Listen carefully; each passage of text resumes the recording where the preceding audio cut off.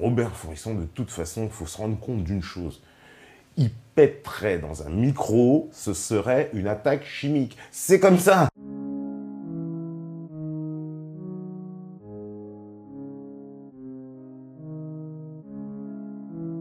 Il y a eu donc un délibéré qui a été rendu et qui nous indique clairement que voilà, donc Robert Faurisson et moi-même sommes condamnés à verser des sommes alors absolument indécentes. Hein, on va dire, voilà, on dépasse des milliers d'euros, donc je ne peux même plus vous donner la liste des condamnations. Pour moi, il s'agit de 100 jours à 10 euros en jour amende.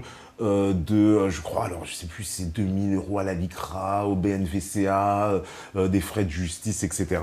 Enfin, tout ça, pour évidemment mettre une pression supplémentaire. Hein. Je suis évidemment, vous le savez, condamné pour contestation de crimes contre l'humanité.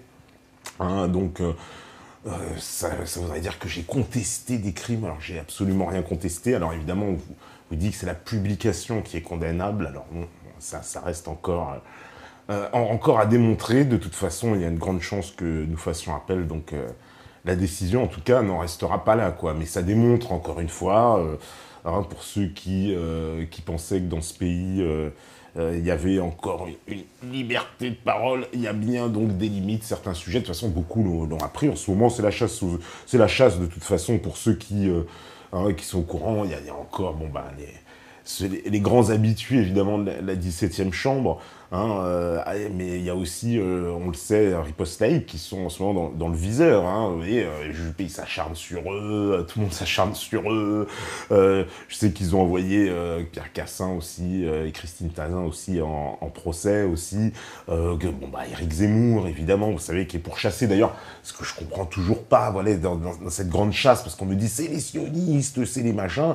Alors, Éric Zemmour, lui, serait là aussi au service des sionistes et de la guerre civile, et pourtant il est pourchassé lui aussi par les tribunaux, hein, dans tous les sens, pour à chaque fois ce qu'il a dit. J'ai vu, il a été condamné encore pour l'interview qu'il avait donnée dans le journal italien, il a été condamné pour ce qu'il avait dit chez Ardisson, là il est peut-être encore poursuivi, encore pour une autre déclaration, etc. Bon, il y a quand même un acharnement judiciaire, on en est au stade où de toute façon, voilà, vous l'avez bien compris, il y a évidemment des limites qui ont été posées par le débat, et ces limites, on voit bien qu'elles concernent un peu tous les sujets, pas forcément d'ailleurs le sujet dans lequel moi je suis concerné, hein, c'est-à-dire soi-disant les prétendues contestations de crimes contre l'humanité.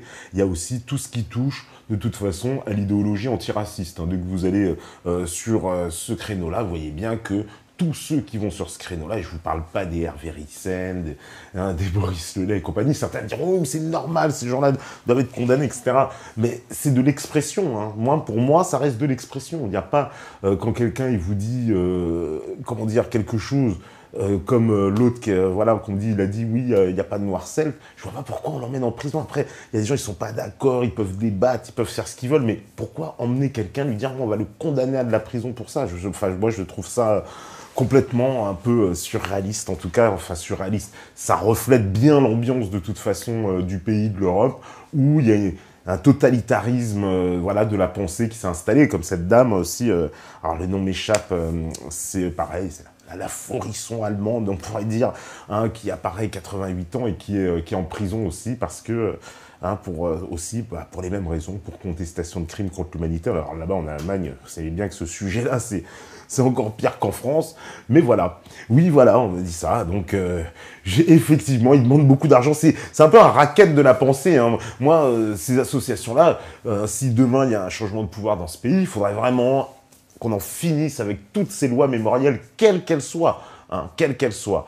Hein. D'ailleurs, j'apprenais encore que, par mon avocat, que le Sénat avait entériné, en fait, une extension de la loi Guesso à tous les crimes, etc. Donc finalement, il a repris à son compte les arguments que lui-même avait présentés contre cette loi pour pouvoir la rectifier.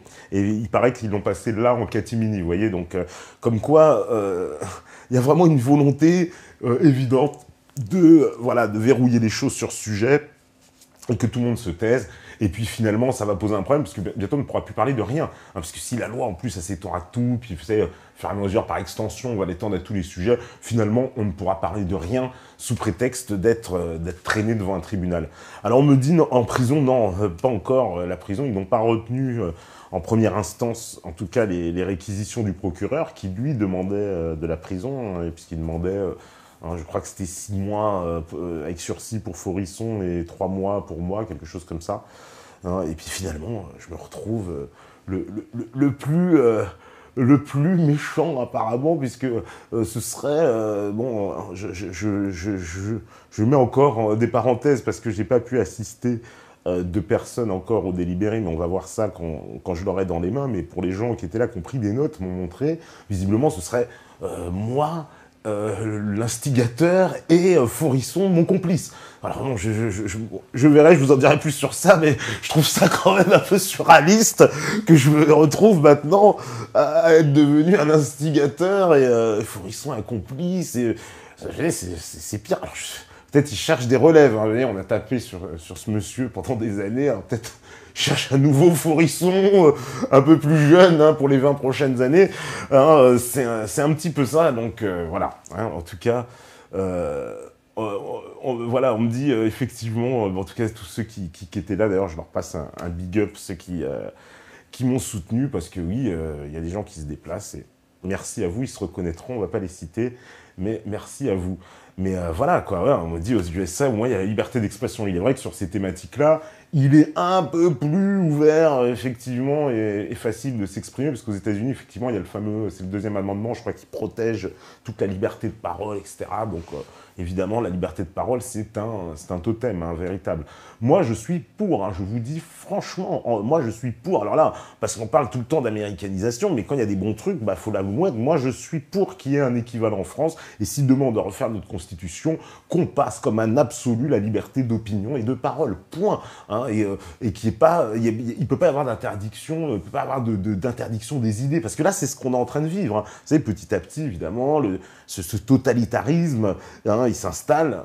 Donc, on va en parler de toute façon dans la première partie. Voilà, pour en revenir, en fait, cette affaire de l'ICRA, vous connaissez le chapitre, on va faire après, comme je vous l'ai dit, probablement appel, nous aussi, on fera valoir nos arguments, on pense que de toute façon, à la fois, il y a une inégalité juridique dans la loi, et puis en plus, à la fois, moi j'estime que je n'ai rien contesté du tout, donc qu'on ne vienne pas me dire j'ai contesté quoi que ce soit. Hein, contesté quoi? Parce que simplement le fait, en fait, d'organiser une entrevue du professeur Forisson, c'est déjà...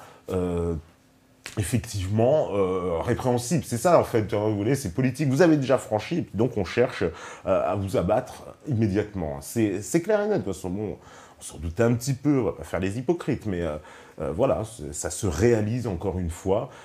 Ça démontre bien ce qui se passe, hein, comme je vous dis, hein, dans ce pays, il y a des choses qui sont bien établies, il y a des belles lignes rouges, et si vous les franchissez, il faut s'attendre au courroux hein, de la justice. Il y avait même un journaliste de l'AFP, hein, vous voyez, comme quoi ça commence même à transpirer, hein, j'ai vu même des articles, hein, on ne nous cite pas, hein, peut-être tant mieux, j'ai envie de dire, des articles qui sont sortis dans la presse.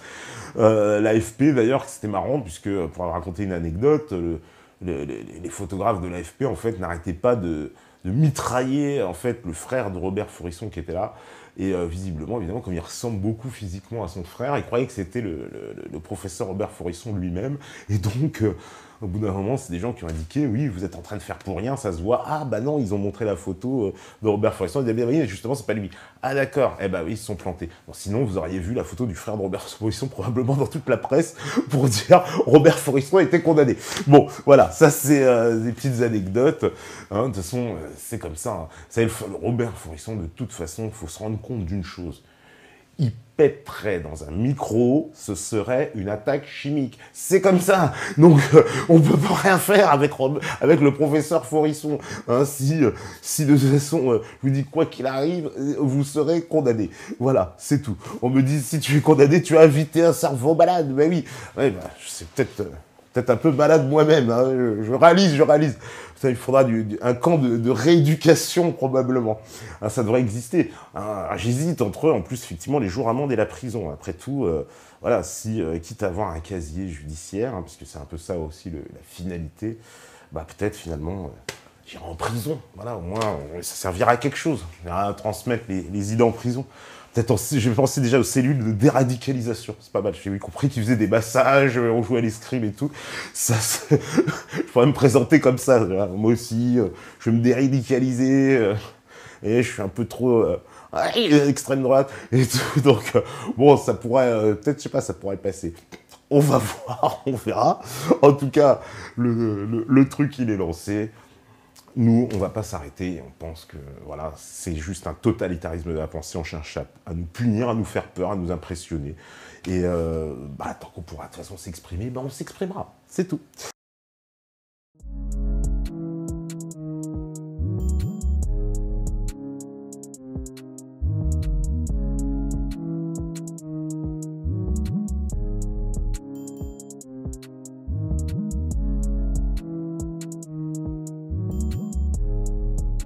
Nous nous battons depuis longtemps et nous avons tous perdu tant d'êtres chers.